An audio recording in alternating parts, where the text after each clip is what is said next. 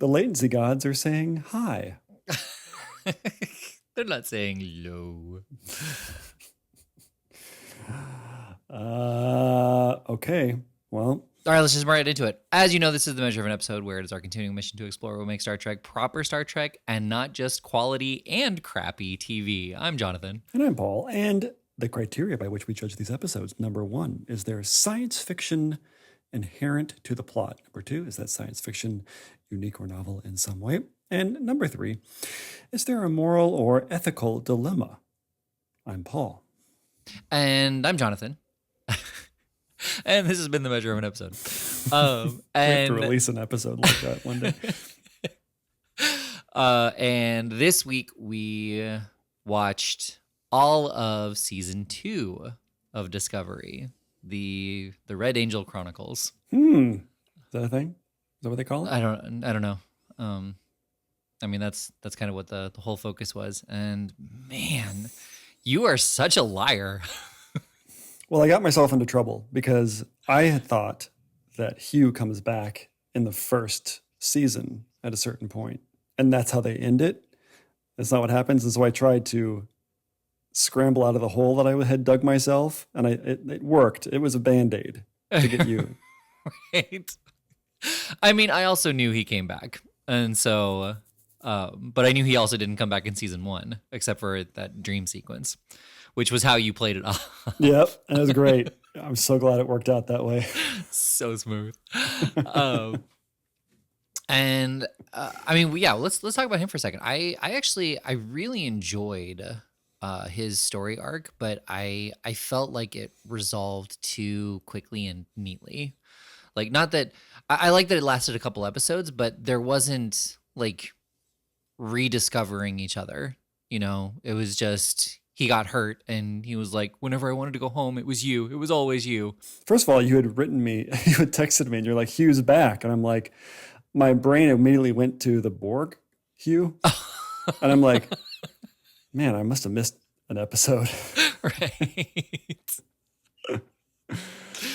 But I feel like I never really quite felt or understood what he was going through. It felt like they just needed him to say some vague things about not knowing who he was, et cetera, that I just didn't buy, I guess.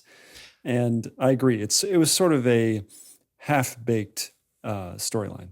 Well, I felt like it was just a half-baked resolution. Like, I get that you couldn't relate to what he was feeling because he died and didn't even come back to life. He died and was given a new body of himself, which is kind like it's just on the edge of science fiction with how that was all explained, and I'm willing to allow it. But I mean, we've all been there. Oh, sure. I mean, how many times have we used mushrooms to generate people? I can't even count. Man, they sure are leaning on this whole mushroom thing. Right. It was their universe material, and so that's how they were able to like bring him back. And it didn't have to be mushrooms, but it was mushrooms. But anyway, that's not my point. So he like I was totally on board with him being like I remember loving him. I remember these things, but they feel like a dream. They feel like they're not who I am, you know. And even with the counselor, she was like, "Yeah, okay, so go find out who you are now." And I really appreciated that. And I thought it would take more episodes. Like maybe they would have to work together, and then Hugh would say like, "Do you want to go grab a drink or something?" And Stamets would be like, "Yeah, that sounds really nice." Rather than, but here's the thing, I totally get what you're saying, but I feel like in terms of him not knowing who he is, that's a very vague thing that sounds very like social media. I'm off to discover who I really am. You know, right. It just doesn't. Yeah, I'll have to go find myself. Yeah. Yeah, and I feel like if they're going to go down that road, there should be some sort of expression that is totally different from the old Hugh. Yes. And there really wasn't. He was just mad, which I understand. You know. Mm-hmm. Yeah, he was mad with the guy who like I actually also really like that moment. You know, where Paul is like, "Why are you so mad at me?" And Hugh is like, "That's a really good question," and then he leaves. You know, yeah. But I like that. Like, even though he was mad, like it wasn't just petty drama. You know, like he actually responded in a way like he heard his question. and he wasn't just mad and lashing out. He's like, you're right, I am lashing out at the wrong person. But it just, for me, what bothered me was the breakup took so long, and they did nothing with kind of what you said, like the nothing with his discovery, and then their reconciliation was like just immediate. It was very immediate. I mean, it was over the course of 30 seconds. It wasn't even some grand revelation where he saw somebody die and he saw somebody cradling their dead loved one and realized it wasn't even that. It was just like a light bulb went off in some way for him. Right. Yeah. That could have easily happened, or just Hugh kind of recognizing that he had that person to share all of those moments with, and now he doesn't, and that person is still around. So like, what the hell is he doing? Are you reading a blurb? Sorry, no, Did I lose you completely? Sounds like I lost you completely. There we go. I put you on mute, and then somebody called me, and so that messed with the whole thing, and so I couldn't unmute you until the call went away, and then Skype stopped responding. It was a whole little adventure I just went on while you were wrapping up your story. Right. Oh, sorry about that. That's yeah, all right. I was very unfulfilled with that, and I'm glad we led with that one because hopefully it gets more interesting in terms of character development. Right. Well, does it? So, well, I will say, in terms of character development, at least they acknowledge the existence of Commander Ariel, who I have to admit, the only reason I know her name is because I watched a recap not 5 minutes ago. And do you know who I'm talking about? the robot girl? Yeah. Okay. That's offensive. We don't like to call them that, but yeah, that's. I didn't notice she was a robot, but yeah, I think I know what you're talking about. I don't notice flesh, Jonathan.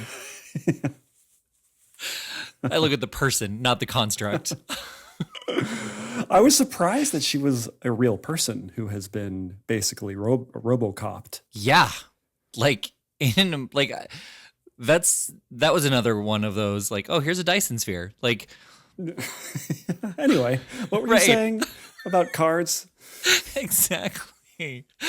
Like, she has to dump memories every week or every day, and like one of them she decided to delete was her memory of her fiance walking along the beach. Like, how hard must that be to relive like deep recessed memories? And it's like, do I really want to keep that cherished memory of my husband who's dead, or do I want to keep that funny story that Tilly said? Yeah, and I feel like, don't they have like a USB thumb drive they can put some stuff on where you can, swap them out?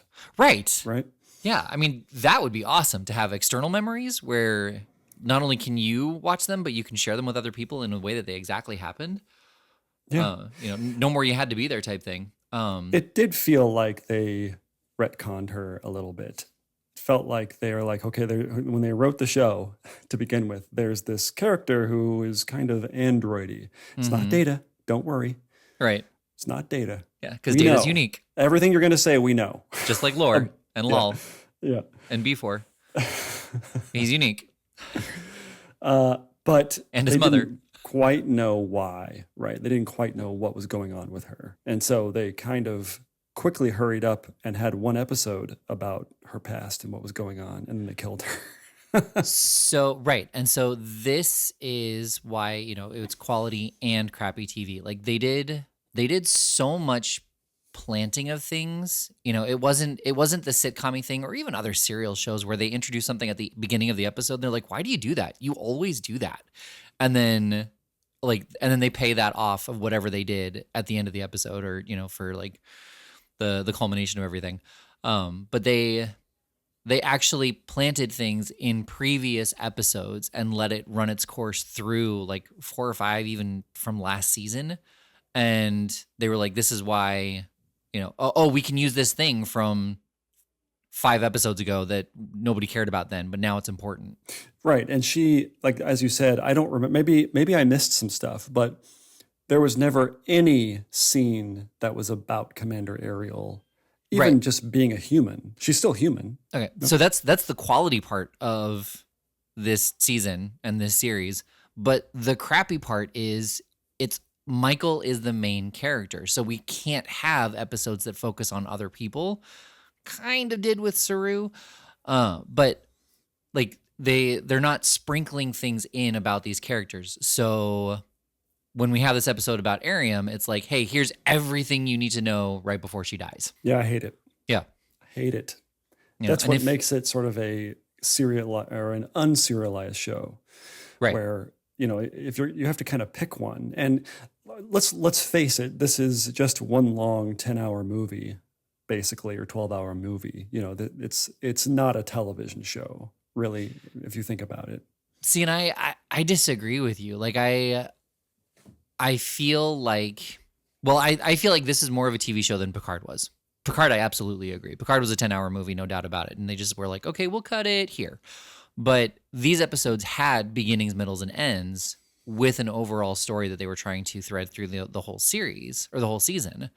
And so that's not how a movie would be unless it's like a chase movie, you know, where they're going like Indiana Jones, you know, where each set piece, each location has its thing where they go to the next thing. Yeah, it's an adventure show, and there are acts. You can look at each episode as an act and a grander story. Sure. And I agree, they have to make them, they have to format them so it can conform to a televisodic.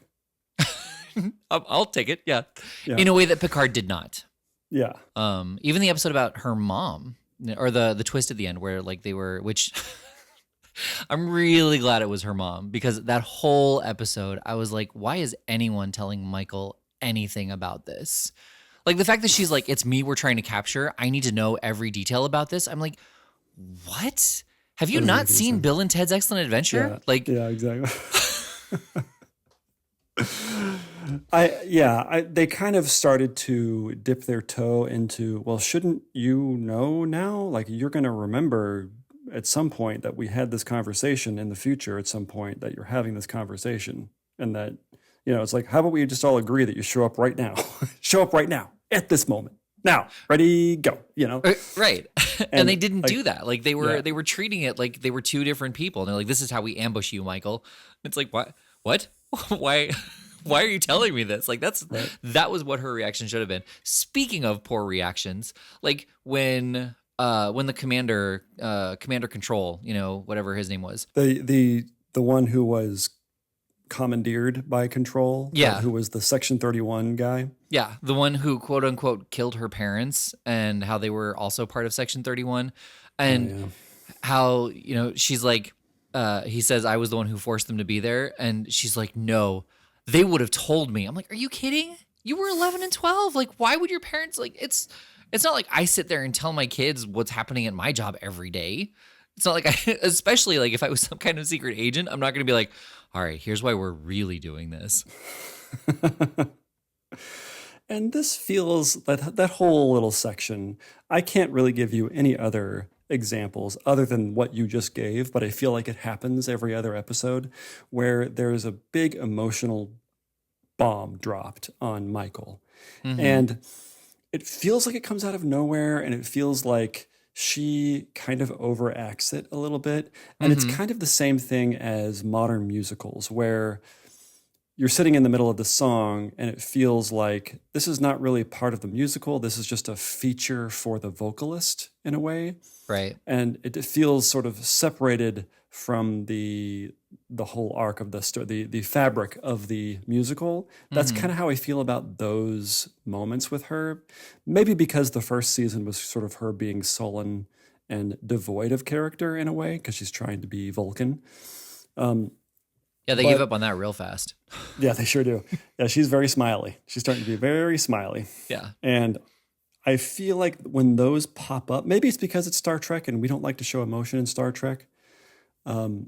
So it could be that. I don't know. It just feels like it just doesn't belong. It feels too, the volume is turned up too high for me. Does that happen for you, or am I crazy? Oh, completely. But for me, it's the verisimilitude of it. She has only been outside of the Vulcan culture, however long she was working with Philippa. She should still be able to regulate her emotions and not be having such extreme reactions with everything.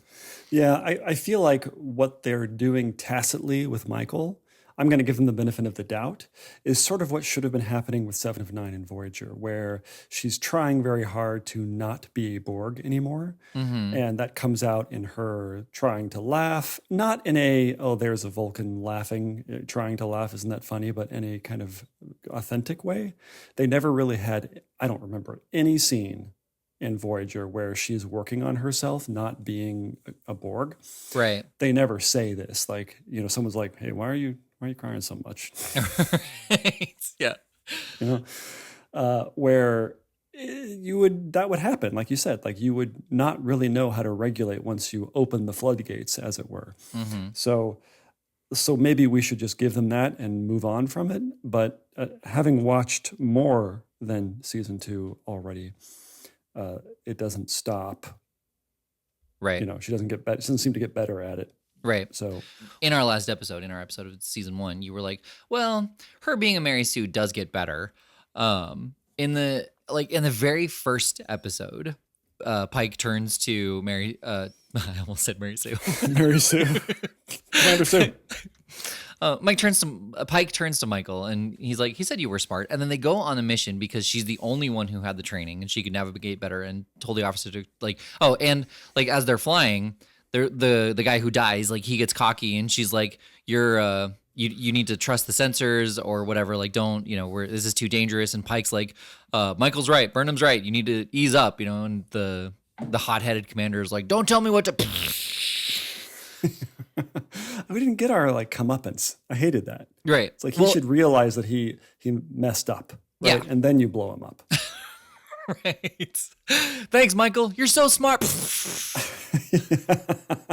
That's what we all want. Right. And I do feel like that once he dies, the Pike is like, oh, nobody liked him anyway.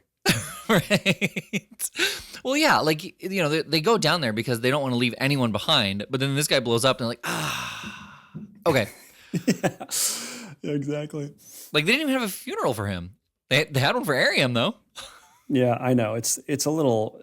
Nobody liked him, obviously. They were all hoping. Clearly, yeah. Yeah. Let's talk about that scene real quick. That scene where they're basically space luging through the to get to the asteroid. Yeah, and they're going at like several thousand miles an hour, at least as far as I can tell. Mm-hmm. They were not using starship speed for that. Yeah. They were like, we'll have to go to manual. I'm going to go to manual control. We're like augmented as like, you can't even register what's happening. They're going so fast and they're like diving left and right behind asteroids and dipping, and you know, there's no way even the smartest, best pilot, whatever. There's just like, were you ever watching it and being like, yeah, I could see maybe somebody being able to like go left and right. It's sort of like the pod racing from Star Wars, where right? It's like things happen before he sees them. Yeah. That's the part where I'm out of it. I'm like, so you're telling me that she's just driving a ship through all this and she can see every single little piece of rock that's hurtling at her at several 100,000 miles an hour. Right. You know, it just didn't make a lot of sense. It was very well done though, in terms of, I always knew where everything was. Mm-hmm. I knew what the stakes were. I knew where the peril was. Like, it was a well-constructed scene in the paradigm that they had set up. Yeah. But it was Star Wars, right? It was that. Well, yeah. Oh, totally. It was Star Wars through the asteroid field, but also it could have been, you know, kind of exactly what you're saying, where they're like, okay, we are going to let the computer handle the controls because we are moving so fast, it will be able to sense and react faster than any of us can. And the hot-headed commander is like, no, I'm going to crash into this. No, I'm going to crash. I can't handle this. I'm taking over the controls, you know. And everyone was like, no, don't. Well, I think they said that it was like computer aided, right? They were kind of driving with the aid of the computer, at which point I would have been like, no, I'm just going to go ahead and let the computer do it all. Right. I got a book. I'm good. Right. I'll see you guys down there. And so I think they did say that. I don't remember what they said. They said something like that. But anyway, so they kind of handled it. Maybe that's their acknowledgement of the hill I'm going to die on, which is that nobody should be driving anything in space. Right. You know? Yeah, would you like for me to go through this again with you, Jonathan? No, because I just edited an episode where you went off on it. All right. Well, we'll wait till next episode. Right. I mean, that's like every other episode, so I will always be editing an episode where you go off on it. But just to go back to her being a Mary Sue, like, and again, Pike is like, no, leave me. And, he's like, that's an order. And she's like, no, I'm not. And so she like catches him and everything works out exactly the way it's supposed to. And then there was another part where like, going down to Saru's planet, like she's the xenoanthropologist, so she's the most qualified for it. Like there was just so much where it was like, well, Michael, once again, being the smartest in the room and the best there is, you get to take on this mission. But that scene is just so amazing. Like it is top quality Marvel, effects, that kind of thing. Like they must spend so much money on this show. And speaking more grandly, like the production value is like unparalleled for this. How much money are they spending on this Star Trek show? Like it's such a niche show, but it's so expensive. It must be like every single set is humongous. It's like Strange New Worlds, where, in TV, usually there's a confined space that they're working with, literally and figuratively, where you can tell it just looks like TV. It's not bad or good necessarily. It's just, this is what TV looks like. This is not the case for Star Trek Discovery. Great, yeah. I just can't believe it. Like every single, it's just fun, makes it even more fun to watch. Maybe it's working. That's one of the things I like about it is like, this is amazing. Right. It's beautiful. Yeah. Well, and I would, if I had to guess, I would say they did put way more money into season 1 and 2 and maybe 3 than the last two seasons, just because it was supposed to revitalize the Star Trek franchise. It was supposed to bring it back in the start of a new Star Trek era, and so they didn't want to pinch pennies or just put in any kind of half-assed effort. Yeah, they didn't. Right. They didn't. I mean, yeah. I do know that at a certain point, it seems like the music is no longer a real orchestra. It's a pretend orchestra. Mm-hmm.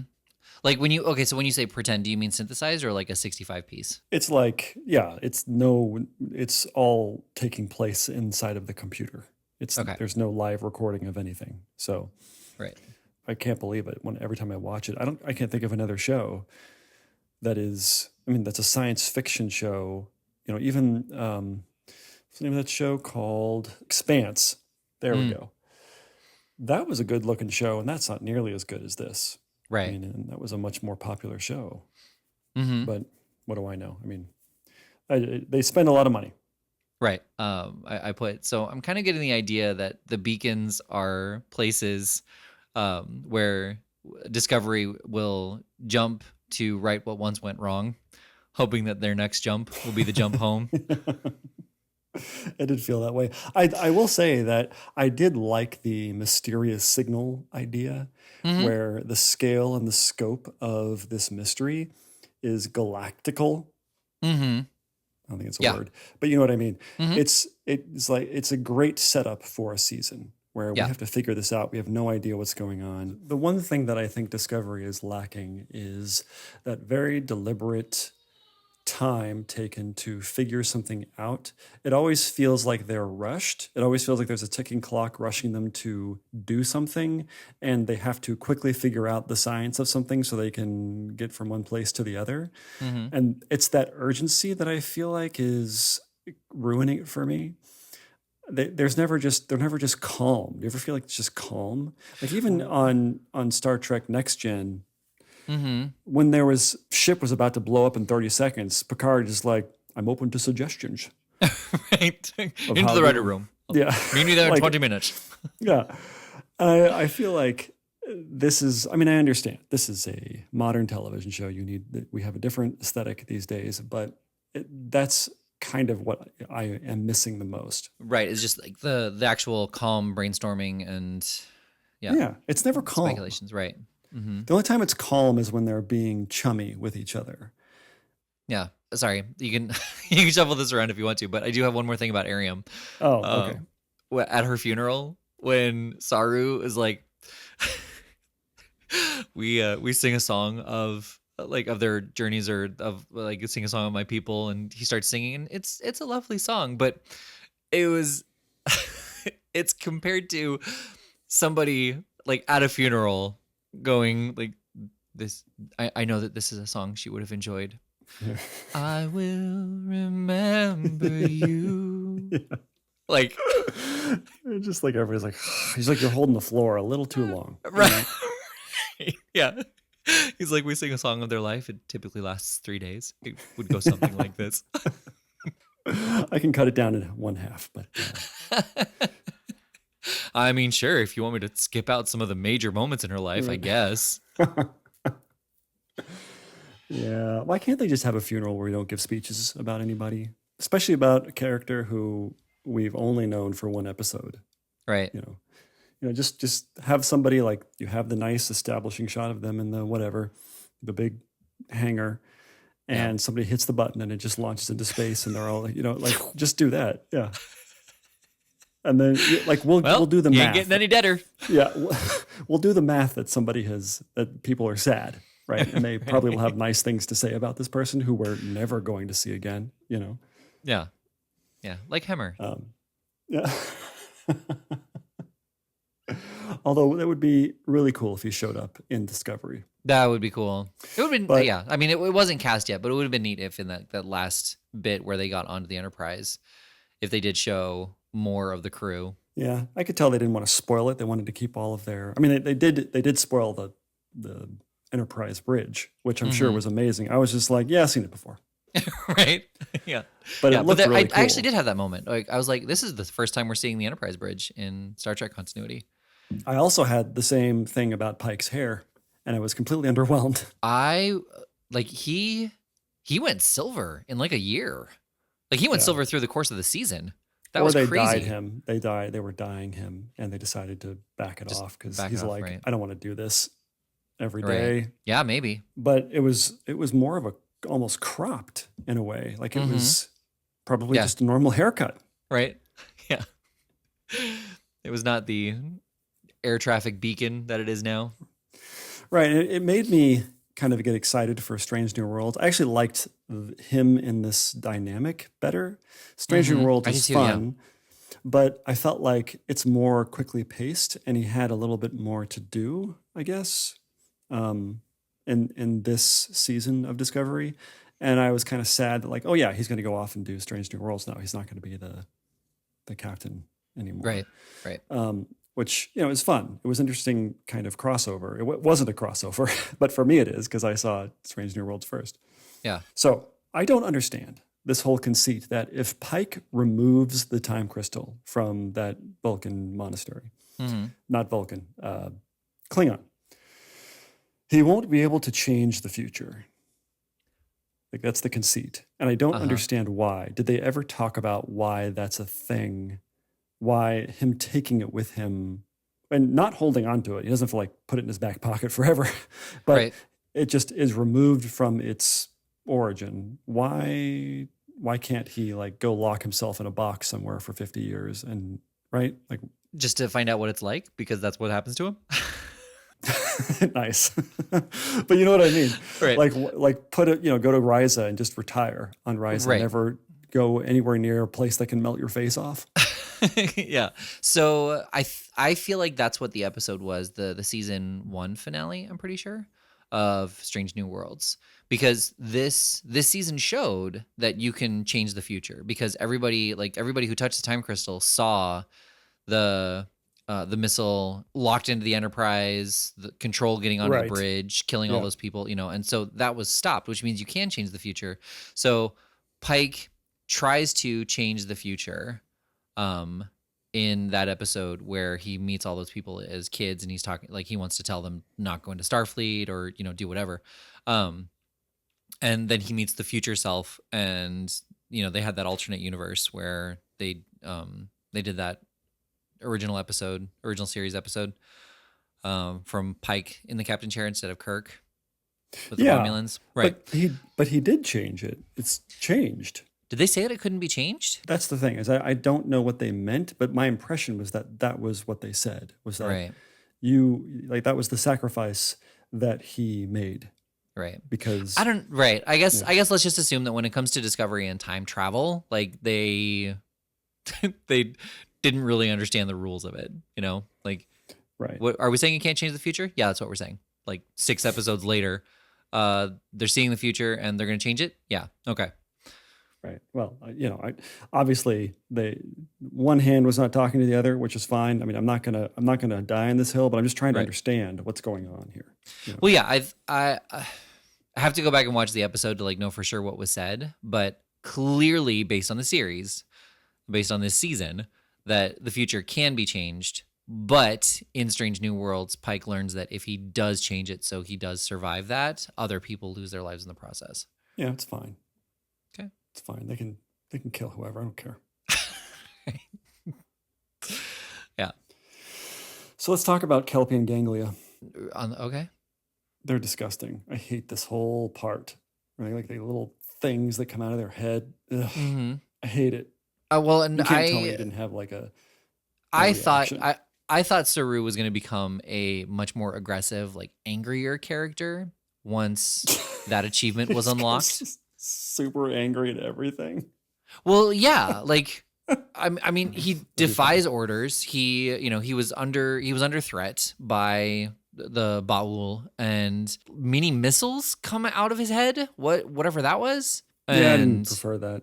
I didn't like that. Well, and then they talked about how like they were afraid until their evolution. What do they call it? The Vaharai or whatever. And then they become angry and they become the predator rather than the predatee, based on my emphasis. It was just gross. I didn't like it. Yeah. Let's talk about something. Let's talk about something I did like. Okay. Jet Reno. Yes. Which also sounds like a Jedi. Granted, yeah. Played by Sig Navarro, who is my favorite Discovery character now by a long shot. Mm-hmm.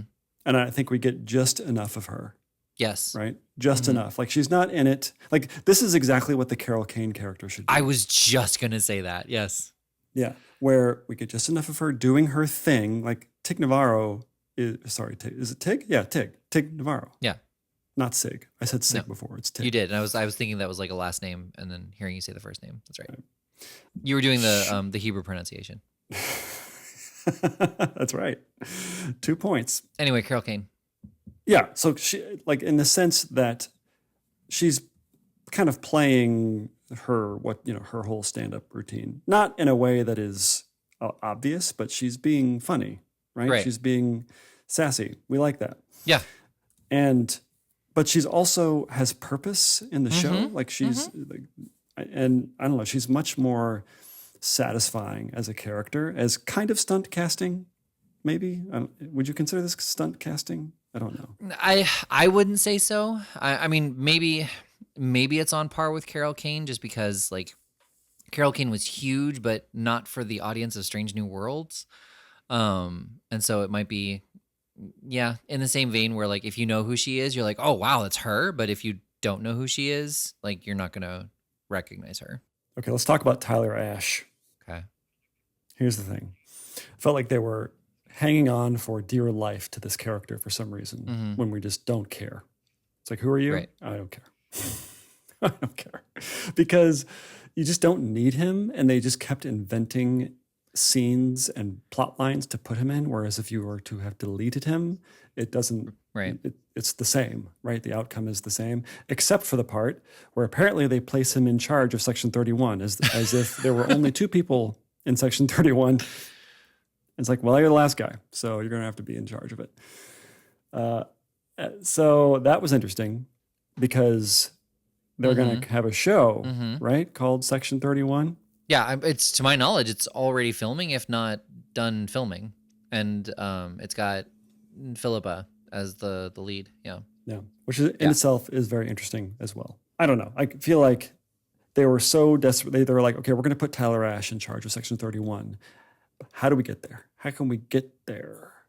And they're like, well, we have 15 episodes that we have to Right. put him in now. Like, why can't he just go on vacation and then come back or something like that? That would have been so much better. I feel like all the time they spent on his character, I didn't care about. It was almost kind of the same thing as in this first season when they were spending a lot of time on the Klingons making speeches to each other. When we would cut to the Klingons, I just didn't care. Well, right. Same so thing here. He didn't really contribute anything to any of his scenes. He was there to either react or to just voice another opinion. It didn't have to be him. He's the Carol Kane of this season. and they wanted there to be an element of, well, whose side are you on? Are you on the Federation side? Or are you on Section 31 side? And there was that constant play, and they felt like that would be a nice thing to do because of his allegiance to Michael. And I didn't care, even with that thing. Like, I just didn't feel like there was going to be anything of value coming from that whodunit type of scenario. And we kind of knew that he would always side with Michael. Yeah.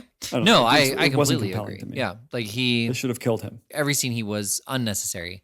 And he was just so angsty about all of it. The Klingons hate me. The humans hate me. I finally found where I belong in Section 31, and now Michael hates me. Yeah, why don't they kill him? Kill him, and then when you have Section 31, you have Giorgio like show up 2 seconds before they kill him, and they go time travel somewhere. Right. Like do something interesting like that. You just don't need to keep him around because I just don't care. Have I said I don't care? So based on this episode, if I'm reading you right, you don't care about Tyler Ash, and you get mad when they fly things on their own. That is correct. That's what this podcast is. Should I do a should I do a recap of why, or should we just let that sit? I mean, now that it's on here, people can go back and listen if they forgot. That's true. Okay. Yeah. Well, so what did you think of the show or the season as a whole? Again, like I thought it was so well put together. I think that there was nothing. There were no not MacGuffins. What's it called? Where it's just presented at the there was no Deus Ex Machina, and there were no like unforeseen twists. But because the show is focused around Michael, like everything had to revolve around Michael, and it got frustrating. Just that she was the cause and the reason for everything, and it is weird that they made her the Red Angel. I felt like they didn't have to do that. See, but like I felt like out of everything, that was kind of the most well explained. Like her mom, which is ridiculous, but her mom was the Red Angel, and so because her mom was the Red Angel, and your mom's a Red Angel. And so because her mom is no longer around, like the schematics that they have like could only match to a similar enough mitochondrial construct, which was Michael. Like that made sense to me. Yeah, it makes sense. I mean, I feel like the better choice of the Red Angel is Spock. Yeah. But because also the mechanics were for a female figure. Well, he's he's got a slender build, right? Yeah. It seems like the obvious choice because he was sort of like so connected to the Red Angel throughout the entire season. Yeah. And then he becomes very disconnected in some way. But I don't know. You're right. It seemed like they were making it about Michael again. Mm-hmm. Michael. Michael. No. It's a timely reference for everybody. Michael. There you go. Is that a Lost reference? Oh no, there's a Michael there too. No, that was Arrested Development. Oh right, yep. Illusions, Michael. To the kids, but I mean that's the corner that you paint yourself into when you have such an epic show based around one person. And like, and so I just watched Harry Potter, and I was kind of thinking like, why is he not a male Mary Sue? Like why does this fit better? And it's because he is constantly breaking the rules. Like nobody is like, yes, Harry Potter, you're the best one for this one. And like he was chosen at the very beginning, and this bad guy like has to destroy him again to come back to life. And so everything that happens in the books, like we're following Harry Potter because he's the one that the bad guy's after. Like it could just as easily, we could be following Voldemort and it would be after Harry Potter. Like those two are the connected. And in this, like it's all just random stuff, you know, like they have to go down to the planet. Michael is picked because she went through the pilot experience. She like was one of 2 to ever fly the prototype. She is like her parents died, and so she was taken in by Sarek, which, you know, whatever, that's fine, Star Trek reference. But then she becomes like her relationship with Spock is the only thing that holds him sane. You know, her mother is the one who's in the Red Angel suit. Like all of these things are just random happenstance that all come back to her, which, you know, maybe by the end of the whole series it's explained, in which case, you know, awesome. And this is great foreshadowing and referencing. But well, who does this remind you of? What character in epic space fantasies does this remind you of, where everything seems to be about one character or who they're related to? I mean, Star Wars. That's right. Luke Skywalker. Right. Sounds like Michael Skywalker. Yeah. Is the main character of this. That's like everything is connected to this character, and it starts to get old. Yeah, I mean, as the original trilogy goes on, it definitely becomes that way. Oh, the princess is my sister. Oh, the villain is my dad. The Emperor needs Luke Skywalker to accomplish all of his evil plans. Like there wouldn't be somebody else. Right. Yeah. I guess he is the last Jedi. Oh, he's the last Jedi, by the way. Right. But all of that can be tied to the fact that Vader's his dad. You know, so because Vader's his dad, that makes him the last Jedi. And because he's the last Jedi, he needs, like, the Emperor needs him to continue his mission since his dad is old and dying.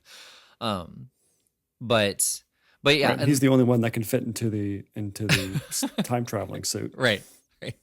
Well, he's a little short for it, but but he's good for it. Yeah. That was a Star Wars reference. Is he short? Yeah, you're a little short for a stormtrooper. Oh, the uniform. Like he forgot I was wearing this uniform. So, but anyway, yeah. So I do feel like this was, by and large, proper Star Trek. Like more episodes than not were proper Star Trek episodes. And I enjoyed it, except for like all of the eye rolling Mary Sue stuff. Yep. Yeah, and you kind of like just let it wash past you. You know, it's like, yeah, of course she can do the thing. You kind of just have to go with it. Right. You know, like why are other people in the room at this point? Like we're just going to pick Michael. And they start to acknowledge it a little bit. Mm-hmm. At least I think Spock acknowledges that what they're showing as a character flaw, which is very similar to when someone asks them to name their worst trait, they say, well, I work too much. Right. Okay. It's like, well, this character, she cares too much that she has to fix every problem in the universe before she, you know. Well, it's like, that's not a, yeah, that's and she like it's not just that she has to, but she bears the burden, you know, the stress of if she doesn't, which I actually thought was great. Like Spock just keeps digging, giving those little digs at her. How come they haven't said the Burnham Burden? The Burnham like Burden? They should catch. Right. Yeah, they should catchphrase it. Absolutely. It's like, like to kind of make her acknowledge what she's doing again. Right. That's funny. But yeah, what about you? Yeah, I like it. I mean, I enjoy watching it. I like never once am I feeling like, oh, this is lame. Like I'm tired of watching this. Right. Like it always feels like it's constructed in such a way where I am entertained. I would say the church episode and the Saru episode, those two kind of lost me. Yeah, because those did feel very self-contained. Like they did connect to the grander thing, but it did feel like they were just trying to do a bottle episode. Right. So yeah, I was probably less entertained during those. I was playing some, doing a crossword during that stuff. It's funny, whenever two characters are having an emotional moment with each other, I'll start doing a crossword because I just can't. Like I know what they're going to say. Mm-hmm. I know how the scene is going to end. And it's too much. Right. I really did like the Paul and Hugh interaction. Particularly just at the end of it, where Paul was like very confused and kind of sad and scared, and he's like, "Why are you mad at me?" And Hugh was, I know I already said this, but he was like, "That's a great point." Like why am I mad at you? Like you've done nothing wrong. Yeah, and actually, there's a moment between Tilly and Paul where Paul says, "I'm not going to be on the Discovery anymore. I'm going to transfer to something," and she says, "I don't want you to leave." And there's a nice little moment where he just kind of smiles and leaves. Like there wasn't an extended, why I can't stay here. Right. Yeah. It's like, it was very tacit because we get it, Well, yeah. And that like she just, I mean, this is kind of her character, but she just expressed her emotions. She didn't like dance around it anymore. Yeah. I thought that she was going to be the most insufferable character, a la Neelix on this show. Yes. Where you're just like, oh, God, I would get it, but she actually is fine. Right. Again, I think it's just one of those things where it's just enough. Yeah. None of these characters are overstaying their welcome, except for Michael, which is great. Right. Yeah. Star Trek Discovery. Yeah. It's just enough. That's what we're saying, isn't it? Okay. Oh, okay. Star Trek Discovery. Okay. Yeah. Not like it's okay, but like right. Okay. Yeah. Right. Yeah. All right. Let's see what you've got. I know. STD. It's like Star Trek Discovery ambivalent. It's like the USS Ambivalence. Sir, there's a signal. Should we go check it out? How's everybody else feeling about that? Yeah. Huh? Yeah. All right. Whatever. Right. I think this is a Star Trek show, though. We can't say episode, but it's a Star Trek show. Yeah. Like on the whole, if we were to even out all of the ups and downs in terms of our criteria, I agree. And it meeting our criteria, I think it seems to meet it. I mean, there are plenty of examples of all three of the criteria. Yeah. So I think it gets the stamp. Oh, for sure. Yeah. I think as kind of what you were just saying, like I think as you pull out, you kind of recognize that it is the Michael show, and kind of what you said, like you do have to just accept that. And I don't do that. That there is more action than we've seen in previous Star Trek, maybe a little bit at the end of Enterprise. But yeah, like when you look at each episode, this is definitely a Star Trek show. Right. And you would say that it in terms of all of the boxes that we have. Yeah, definitely. What would you say it does to those boxes? It ticks them? If there was another word that you would use. Does it check off the boxes? Right. Let's leave him out of this. And I'm Paul. Wait, how do we end the show again? That's right. Oh, this has been the measurement episode. Yes, but also what are we watching next? We're watching Star Trek Ambivalence season 3. Yeah. Okay. So off the podcast, are we doing season 3? Yeah. Yeah. Okay. We'll just and on the podcast. All right. All right. Well, this has been the measure of an episode. And oh no. Yeah. Wait a minute. How do we? What's the thing Paul. We say? Oh yeah, and I've been Jonathan. And this has been the measure of an episode. Damn it! Shouldn't have gone with the joke. Does anybody have a voice I can do? Who are the characters on the Star Trek Discovery? Nobody has an interesting voice, do they? No. The only people who have interesting voices have accents that I really shouldn't do. Well, how about you do it? You just do it. But you're better at this. But Captain, you already knew that. Oh, is that Spock? That's lame. No, He's not that even wasn't on Star Trek Discovery. Sorry. All right. So let me change the pitch. But Captain, you already knew that. Oh, is that Spock 1 year younger? All right. I'm not recording.